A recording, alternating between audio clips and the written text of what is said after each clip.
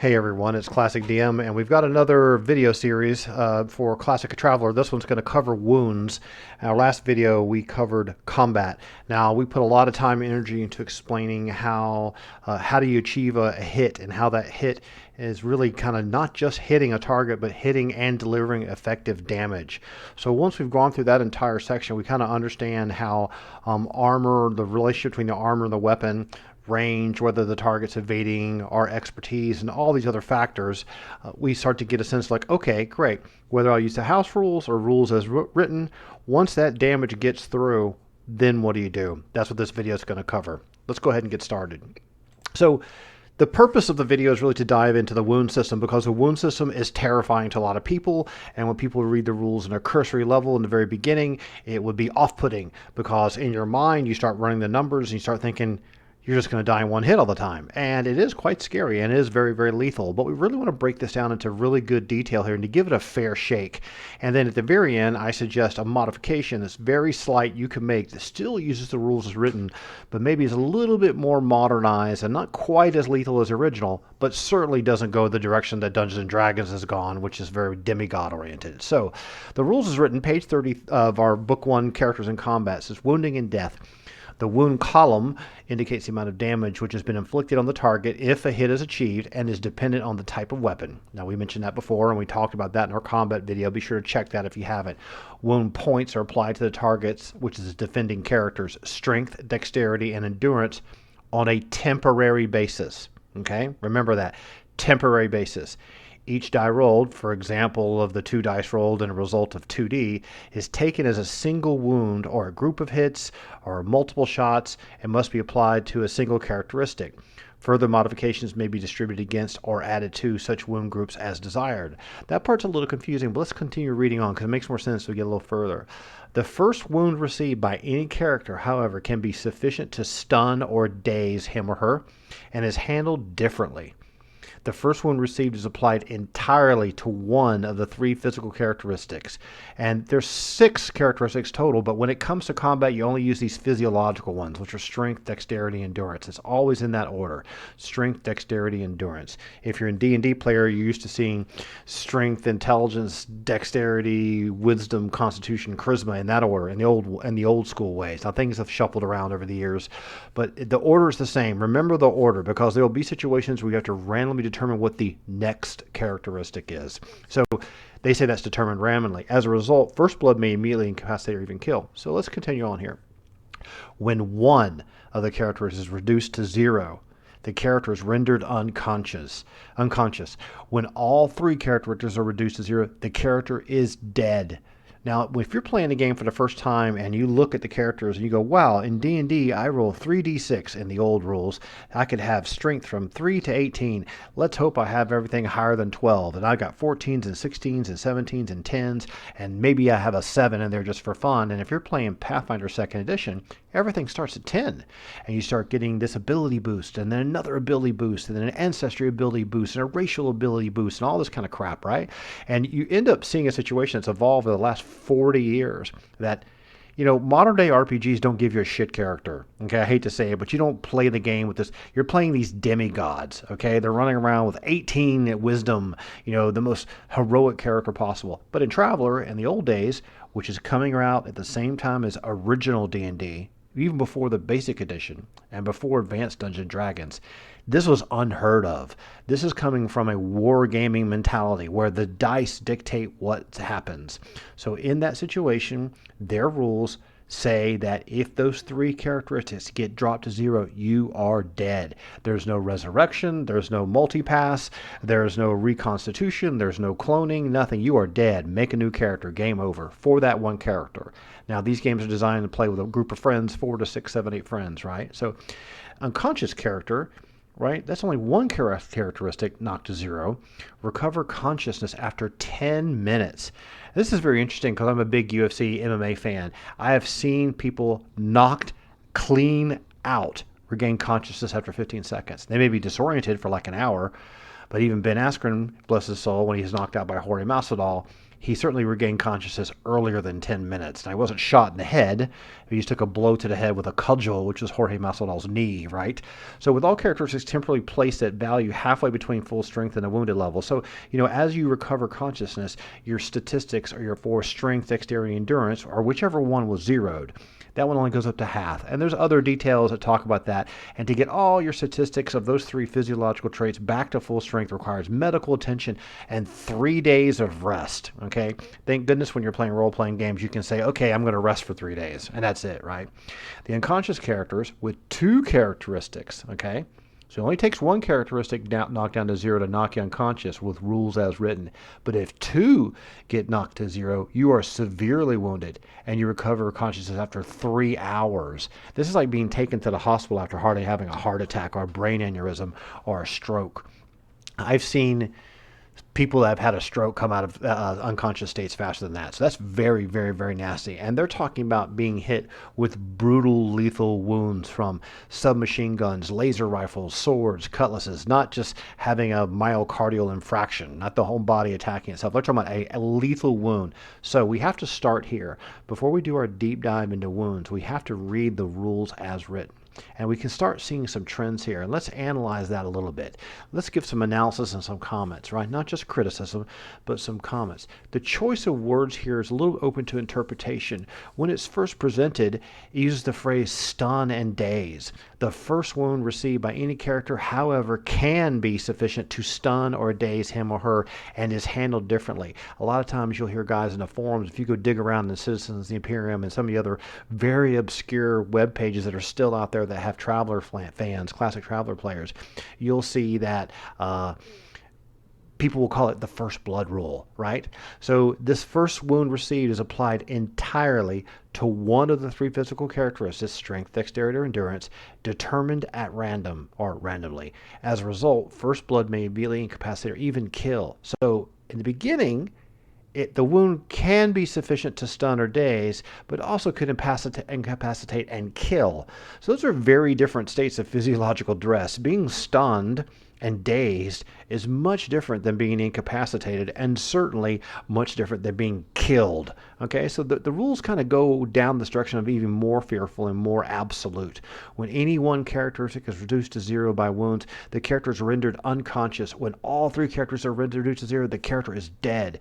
The above paragraph essentially adds to the previous one by introducing yet another phrase, rendered unconscious, right? So at this stage, we have to combine all these thoughts. A first wound received by any character can stun, daze, incapacitate, render unconscious, or kill. So then the rules talk about, well, let's define this a little better. We're not going to talk about stun and daze ever again. In any subsequent edition of the game for 40 years, there's no discussion about stun and daze. The words are just kind of dropped in there very lightly to softly introduce you to the fact that you're going to die, right? So unconscious characters with 1 characteristic reduced to 0 recover consciousness after 10 minutes. Now you heard me say that on the previous page. And they also say below, unconscious characters with 2 characteristics recover after 3 hours. So the writing is leaning on the word unconscious. Now we're not trying to be a wordsmith, Nazi, or editor or anything, but we need to actually read the rules as written, and this is what they say. They don't talk about stunning and dazing, and I provide a house rule at the end here that you might want to put in your game if you've got a different audience that does include stunning and dazing. It isn't quite as lethal, but we need to go through the actual rules as written stuff right off the bat. So the first impression is this system is very wargame-like, where units are extremely disposable, like in the modern day warlord game Bolt Action. But there's other elements going on here because we have to think of armor. When we looked at the combat stuff, we found that armor makes a tremendous difference on whether you even get hit at all. So, armor isn't just protecting us from harm in the rules as written. It actually allows us to completely ignore any damage. So if you separate out that to hit roll with that damage roll, like I suggested at the end of my last video on combat, then you might want to try modifying the damage wound rules. But the rules as written, okay, if you get hit, you can be killed very, very quickly. So remember the rules as written, when you roll that hit, roll that number to hit, which might even be a natural 12 on 2d6, which is low chance to happen, you are trying to make a hit that does effective damage. Let's talk about AD&D for a second. Now, Advanced Dungeons and Dragons with its different editions uses the same system, but they end up having to create hit points as the character leveled up. So therefore their chance to hit went up. So they made a table that says, okay, your level 3 to 7 thief, or your level 8 to 9 thief, or your level 10 to 12 paladin. It's easier for you to hit armor class 0 or armor class 2 than a level 1 chump coming out of the village of Hamlet, right? So that's why a dagger stab, which never changes in damage level, it's 1d4, right? A dagger stab can basically one-shot a monk, one-shot a magic user, one-shot a level 1 illusionist, but when you hit level 4, that's not happening anymore. So the characters become heroic, and so the numbers for use for hit points in Dungeons and Dragons are much more abstract. They're supposed to be kind of reflecting your overall prowess at defending yourself. There's no parry checks or anything like that. There's no real damage mitigation. The roll to hit against the armor class is like, can you skillfully strike another opponent? But the strike wasn't that effective because the person's really good at defending themselves. So the power that you gain in Advanced Dungeons and Dragons is abstractly applied to your hit points. But the hit points in Traveler are almost very medical. So right away you can see you don't gain hit points, you don't gain levels. You may have a lot of training because you're not starting off as a stripling or an 18-year-old idiot, right? So it's very, very dangerous. So things like what you do, the tactics you do, the armor you wear, the weapon you use, all the things I mentioned at the end of the combat video make a huge difference as to what happens. So classic Traveler combat lumps character skill, tactics, in combat with statistical relationships between inanimate objects, weapon, and armor. The design choice means the type of weapon used, the armor worn, has a tremendous effect on the chances for combatants to injure one another, creating situations that nullify the delivery of damage completely, which, when the damage does get delivered, it can be incapacitating or it can just flat out kill you. So let's take a little further look at this, right? So there's two ways to apply damage. If you take all those rules as written and break them out to these 2 points, and there was a forum posting from 2009 by a guy who broke down what his interpretation of the rules was in the Citizens of the Imperium ancient, antiquated, outdated, CompuServe looking web forum, right? And I've paraphrased these things here a little bit different, cleaner language. First blood damage. That's where we sum up all the damage that was done by the weapon, and we subtract it from a single physical stat on the victim, right, which is determined randomly. Leftover damage rolls over to the next die in the string if we use the order strength, dexterity, endurance. Now, after that, this is kind of an odd rule, but as written, after that, say I shoot you once, you live through it. I stab you once, you live through it. I stab you again. This is what's called a subsequent wound. Subsequent wounds apply to the physical stats on a per die basis chosen by the defender. This allows the defender to kind of spread the damage around. If the defender has 9 strength and 11 endurance and only 4 dexterity, and they take that first shot and it just happens to pop their endurance down to 4, and they got this lot of strength pool to work with, and they take another damage shot of 5, they might access their subsequent wound, they might be able to shrug off some of that damage, prevent themselves from falling unconscious or rendered unconscious, because they then say, well, listen, I'm going to take this off my strength so I stay alive for the next round. That's an interesting rule. No other role-playing game I've ever thought of in my whole life allowed the player to dictate how to distribute the damage on subsequent shots. It was a very interesting choice. It was almost like, I can almost imagine that Mark Miller and the guys and Lauren Wiseman, they would say, okay, people are going to end up dying in the first hit. What can we do to mitigate that? We'll scare the crap out of you with that first strike, but subsequent strikes, you have a chance to kind of distribute it a little bit. It's up to you. What do you think about it? I don't know. It's kind of odd rule, but it does allow a little bit of randomization. The very first blood damage, because that first statistic is randomly determined, means you can flat out get wiped out if you have low stat, and you have a 33% chance to get completely wiped out if someone shoots you with a handgun. Okay. So we're not trying to criticize it, just pardon the tone, but let's look at what we're talking about here. The UPP, this is the Universal Personality Profile. In D&D, we call them ability scores. There's 6 of them. There's 6 of them in Traveler. There's Strength, which is an evaluation of your physical ability, how much force and how much strength and power you have, etc. There's Dexterity, which is your physical coordination. And remember, in Top Secret, there was coordination. Some games have agility, like in World of Warcraft. Some games have dexterity. Some have hand-eye coordination, all this kind of stuff. Dexterity is all of that. So in Traveler, whether you can do a backflip or pull out a deck of cards or reload a weapon while running or whatever you're doing and maintain your balance, that's all dexterity. Endurance is a measure of your physical stamina and determination, like your willpower in a way, not your mental willpower, but like your heart. You ever heard of an MMA fighter who's fighting and fighting and fighting and really damaged, but they have so much heart they come back and win? That would be kind of your endurance, not just your gas tank, but the endurance. Intelligence, that's how smart you are. It's related to your intelligence quotient. Education, what's the highest level of education you've had? Social standing, it's really important. The traveler universe, which kind of has a Roman Empire kind of vibe to it, because news can only travel as fast as an X-boat. It's like the Pony Express, right? To find out what's happening 17 parsecs away, you got to have a ship that flies the message with a dude having it in hand or in a canister going from jump rope 1 to 2 to 3 to 4. And if it takes a week to jump from one point to another, sometimes news is going to take over a year to get to its destination. So let's take a look on the right-hand side here. This is the actual weapon and range matrix that's from the Traveler book. Excuse me. On the far right-hand side, where you see I wrote the word wounds, it says wound inflicted. You see 1D, 2D, 1D, 3D. You see 1 4D in there and 1 5D. So these are the number of 6-sided dice you would throw. There are no polyhedral dice outside of the 6-sided die in Traveler. So at the top in yellow, we have all these melee-centric weapons. And some of these are like animal weapons, like hooves and horns and teeth and claw. But some of them are things like daggers and cutlasses and broadswords, very antiquated Middle Ages style weapons. There's no lightsabers or vibro swords from Gamma World, but you could add those if you wanted to. And then firearms, we have this kind of Vietnam era, World War II level of weapons where we have body pistols and automatic rifles and carbines and shotguns. And then we have like laser carbines and laser rifles. So you can add to that as you see fit. But if you look at the weapons, right? Look at automatic pistol, revolver, carbine, rifle, 3D, 3D, 3D, 3D, 3D. Only when we get to shotgun does it increase. Then it goes back to submachine gun, which is not usually 9mm parabellum. So look down below. Real world firearms.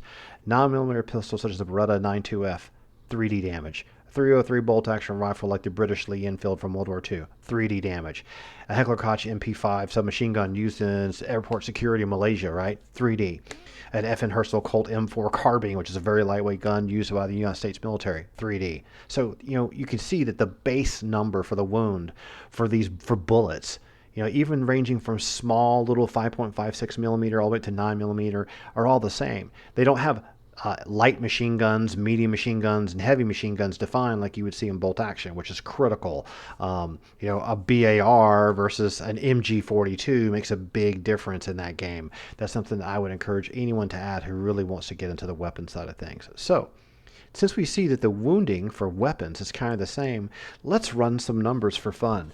Let's use our 2 jokers we had in our last video. This captain who's 7A8, 7B5, and this random grunt trooper who's clumsy with low endurance but lots of brute strength. He's 8443A4. So he has lots of education. He has no social standing at all. He's just a scrub, right? He's low dexterity, cumbersome, he has no wind. He can't run more than a block for running out, but he's really, really strong. So he's kind of like he's a well-educated, strong guy who's an idiot, right? So, let's take those two, and we're going to do this 2 ways. First, we're going to have the captain shoot the trooper, and then we're going to have the trooper shoot the captain, so we can see how the wounds rules work as written. So I've highlighted only the 3 statistics that matter: strength, dexterity, endurance, and this light blue color. So the captain is 7A8, which is 710-8 because he used hexadecimal so they can put numbers side by side. That's the only reason why Traveler uses hexadecimal. They don't want to put 710-8 and have one character sheet have 7 values or 14 values and another one have only 6. So, and the trooper's 844. So you can see right off the bat, he's at a disadvantage. If he gets popped for his dexterity and his endurance, he's going to be in trouble. So let's say in our face-off that we used in a previous video where they're shooting each other, that the trooper, they're shooting each other with their rifles, that the captain hits first, and he rolls his damage. Remember it was 3D for a rifle? Let's say he rolls 3d6 and it equals 12. So this is the first blood situation. So we apply the full 12 damage to a random statistic, and the leftover damage to the next statistic, and a leftover for the next statistic if they zero. So they don't have rules, no guidance on how to determine a random statistic, so we'll just use the 6-sided die. 1 to 2 for strength, 3 to 4 dexterity, 5 to 6 for endurance, right? You can do whatever you want. You can modify that however you want it to be. Let's say we roll a 4 and that gives us dexterity. So our trooper only has 4 dexterity. So that rifle shot, or up on the upper right-hand column here, wipes that statistic completely out down to 0. but there's more damage to go. The leftover 8 damage gets applied to the next statistic in order. So we move over to the right one to endurance. And again, we wipe that statistic completely out all the way down to 0. Okay. Next, we apply the leftover 4 damage. So we went from 12 to 8 to 4, and it's to his strength, which is 8, knocking that all the way down to 4. So all 12 damage points have been applied, and 2 of his stats are reduced to 0. So he's now at 4, orange, meaning he got hurt, and red, meaning they're completely zeroed. And his other statistics, his social standing and his intelligence and his education haven't been affected, right? Because they don't have effect in combat. 0 stats. What's happened? He's out cold. So he's rendered unconscious.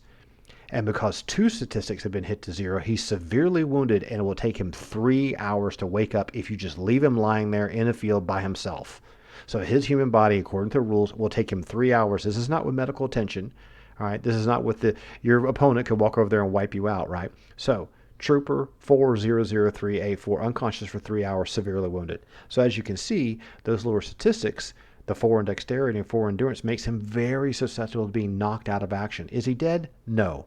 If we leave him on the battlefield, he'll actually wake up and hobble away. His statistics will come back up to half. They'll go up to 2s. Those 2 4s that got 0 will go up to 2. With medical treatment, he might be good and new is even faster. And you might want to modify the rules to be like if someone provides you medical attention, you can recover even quicker instead of having to wait 3 hours. But if he's alone, he'll be easily killed and finished off. So let's talk about that next. And we're almost done. Let's turn the tables. Let's say the trooper shot the captain first. Same damage roll. Everything else is the same, right? This again is first blood. We apply the full 12 damage to a random statistic. So the random statistic determination is 1 to 2 strength, 3 to 4 dexterity, 5 to 6 endurance. There's our captain's stat, 7A8, which is 7, 10, 8.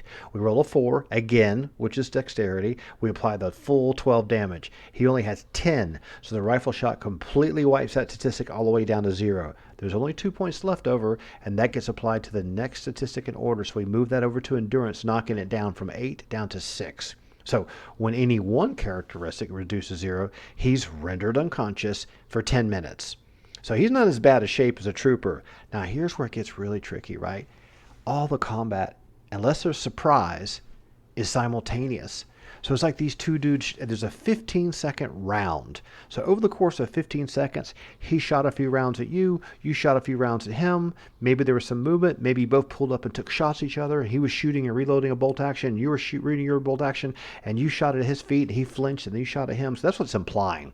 But when it gets down to the moment of truth, when someone rolled to actually hit someone, you both shot at the same time. So if in that situation, if they both in the melee round rolled the dice and they both rolled the numbers they needed to hit, they both knocked each other unconscious.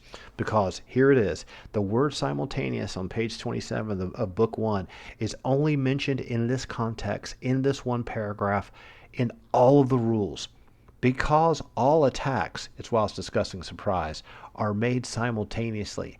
All members of the attacking party may each make one attack as a surprise if they have surprise. Well, they don't. If surprise is not lost, each member of the party may make another surprise attack. Well, they don't.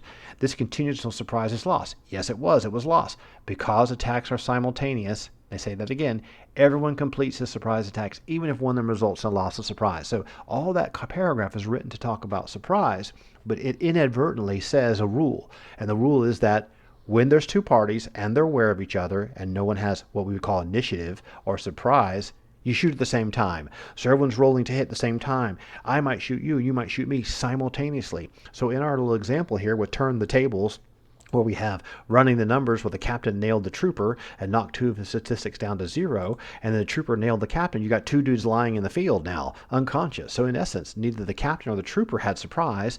They both fired off shots simultaneously, knocked each other to the ground unconscious at the same time. It is as if the 2 of them were in a canyon on a planet's surface and there's no one around. The captain's going to wake up in 10 minutes and he could go over there and finish off the trooper, while the trooper's just lying there passed out having a dream about his mother and some cookies back on the starship, right? So let's put some analysis into this, right? And not to make fun of it. So obviously surprise is extremely lethal in Classic Traveler, but the rules for surprise are RNG. There's only like 3 variables that can affect surprise. They're like leadership and stuff like that no one usually ever has. So here's what it says. Surprise is possible for either party, and the element surprise gives an advantage both in the attacking and in avoiding the enemy. Roll 1 die for each party. If one party has a die roll of 3 or more, greater than the other, The high rolling party has achieved surprise. And this is very, very, very RNG. It has nothing to do with the character statistics. Someone could have 15 dexterity, and another group could have skills in warfare and tactics and all these kinds of things, and be a military and great at using weapons and have a skill of 5 with rifle. And none of that's taken into consideration because these rules are streamlined down to 44 pages in a little booklet, right? So if you roll a d6 and you roll a 3, and I roll a d6 and I roll a 6, right? That is 3 or greater than yours. I have surprise. I get the first shot. If I shoot and I miss, and if you heard the shot, you're no longer surprised. Now, they talk about that being like if no one's wounded or raise the alarm. Well, I'm sorry, when someone fires a firearm, you're going to hear it. It's not like we're in a vacuum in space and there's no sound propagation. So if I shot and hit you, like the captain did when he shot the trooper, you're out cold and I can walk over and finish you off. So combat is very lethal. And there's a very interesting point about this we need to think about. Let's move on to the next section. So why is it so damn lethal? I mean, you look at this here, 0 stats, out cold, very, very, very nasty. And we turn the tables and we see even simultaneously we're both knocked unconscious. So why is it so lethal? Well, the wounds are lethal. If you don't achieve surprise, you and your enemy may both end up discharging weapons at one another and essentially knock each other unconscious in one hit. Characters are not designed to take buckets of damage. They're human beings, or similar bipedal races like Vargar and dog people and all this kind of business, Wookiees, whatever.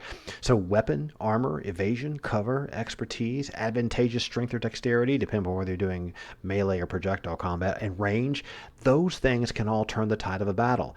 That's no different than a real fight. If you run outside the front door of your house or your apartment or jump out of your car in a parking lot and some criminal crime lord pulls out his Uzi and you've got your 9mm Parabellum with you, MP4, and you pull yours out and you shoot at him and he's half behind his car, he's got a -4 because he's behind cover, you better start moving and evading. You'll get behind cover too. You guys will probably blast a lot of rounds and no one will get hit, but if you're wearing a bulletproof vest, you could probably charge him and get away with it because he won't hit you if you play rules as written. So it's just like in real life. No one wants to get shot. You don't want to get damaged. Let's compare this to D&D. And on my website, I love Advanced Dungeons & Dragons. It's because of the childhood memories. I love Pathfinder 2nd Edition, although I do think that the rules are slightly overly complicated, but hey, they're in a book publishing business.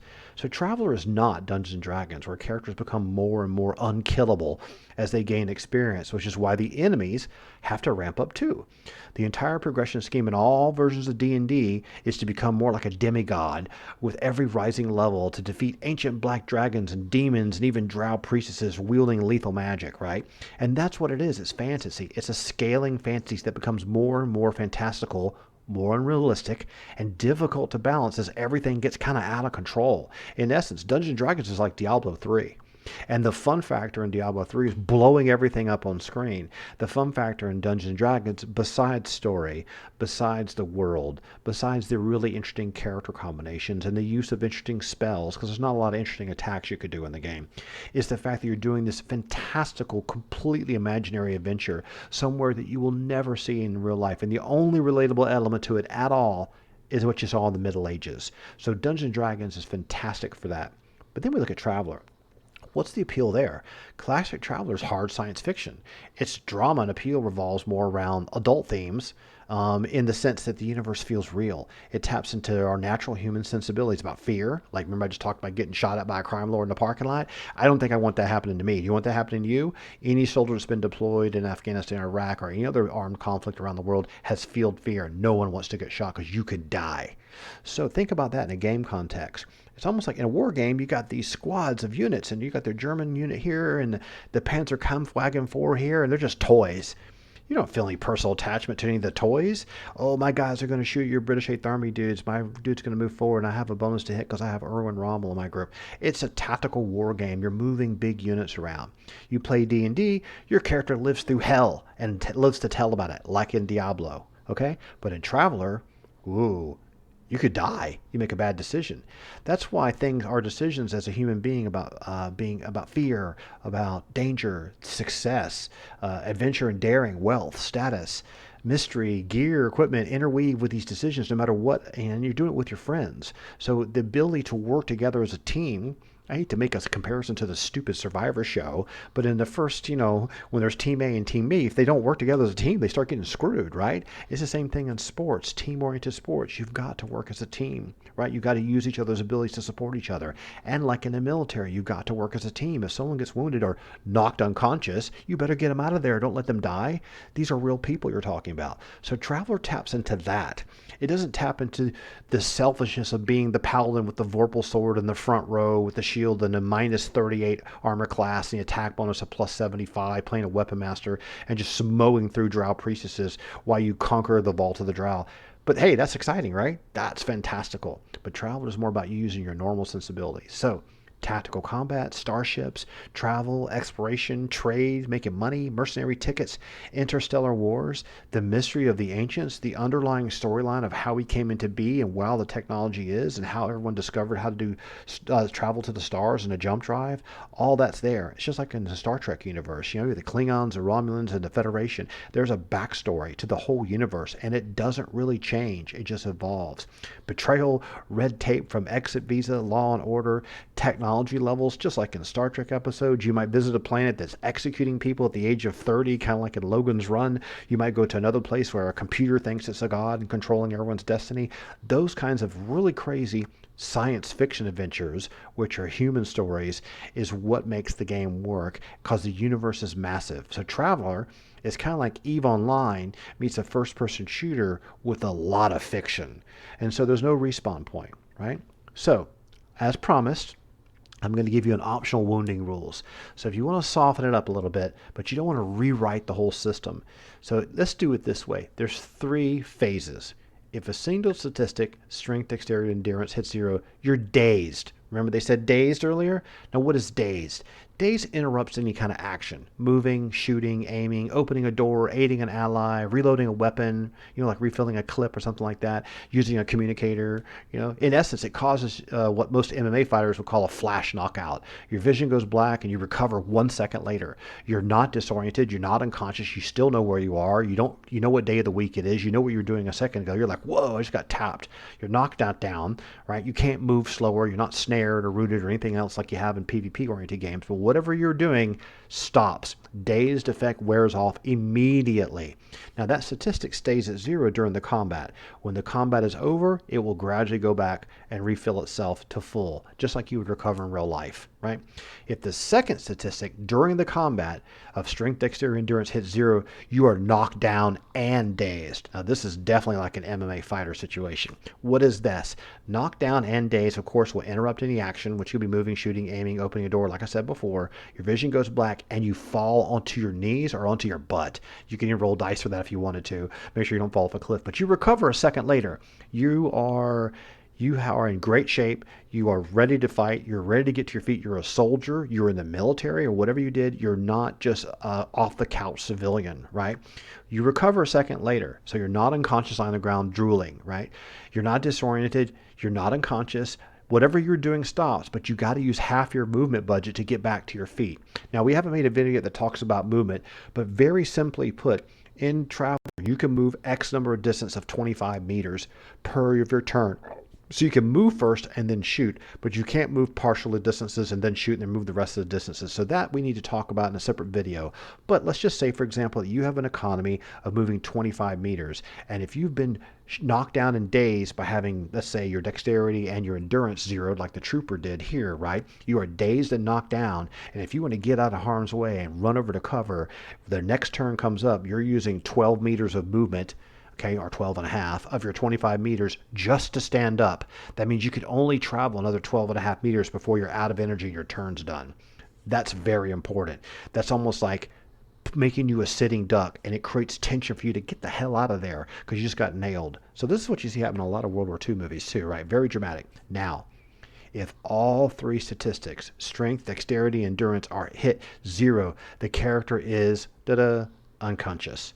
So, Trooper 0003A4, dumb, well-educated, knocked unconscious. Now we just go back to the rules.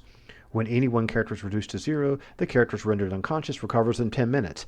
That's pretty good. Let's leave it at that. In fact, you can even make it where if you receive medical attention, you'll regain consciousness almost within 30 seconds. So it's like being shot in the battlefield. You got a puncture wound. You've been shot. You're bleeding. You get hit in the kidney or something. You're really bleeding bad. It's not just a flesh wound, but you're really wounded. You need medical attention. You might need to go to the hospital after the battle's over with, but you could be morphined and patched up and get back to your feet and keep fighting. Now, you may want to make more. You could make more additional rules that talk about, like, well, how good are you at fighting? Does your strength and dexterity and endurance have? Well, the rules do say that if you can recover from unconsciousness, your strength, dexterity, endurance does get dropped in half. And if you had an advantageous dexterity to using a rifle, you might now be at a disadvantage. You might want to just focus on getting to cover before you do anything else. So that would be my soft, light touch to the optional wounding rules to give your traveler character to feel a little bit more like a heroic character in a battlefield that is still afraid of getting wiped out and killed. So if you get put 000 and you don't receive medical treatment, someone else is going to come over there and kill you. Now, if they're nice enough to leave you on the battlefield, you might be able to get to your feet and limp home because all your statistics can be dropped to a third, right, a half. And that's where the 3-hour rule might come into play. Now, there could be a rule saying that, if someone drops a grenade in your pocket and you're blown to bits, okay, we can call that, we can make up some kind of a bloody mess rule for that. But to keep it fun, to make the characters be able to survive on a battlefield where your fight or flight syndrome, where the adrenaline kicks in, like some of the great Medal of Honor winners from World War II and the Korean War and the Vietnam War and Afghanistan, read their stories. I go to the internet and read, or even watch the Medal of Honor television show that came on Netflix recently. Read the stories of some of these men and women who have been wounded, who should be dead, and how they continue to fight because of their unwillingness to give up for themselves, for their country, for their family, for whatever. So these kind of rules kind of capture the idealistic Medal of Honor, valorous soldier from any country around the world. So that's pretty much our video today. It's a little bit shorter than the last one. As always, people that support me on Patreon are fantastic, and I always give them stuff first. I always give them copies of all the slides. I usually then gravitate that over to free. So if you want to go to, if you have a Patreon account, you don't need to pay a penny. You can grab these cool slides and have them for yourself. They're in a PDF format. And I hope you enjoyed this video. We'll probably dig into character creation next, combining all the rules of Classic Traveler so you can see all the different classes and how they work. And we'll talk about the rules as written and maybe talk about some of the ways you can make it more interesting and fun for a modern game. Have fun. We'll talk to you later. See ya.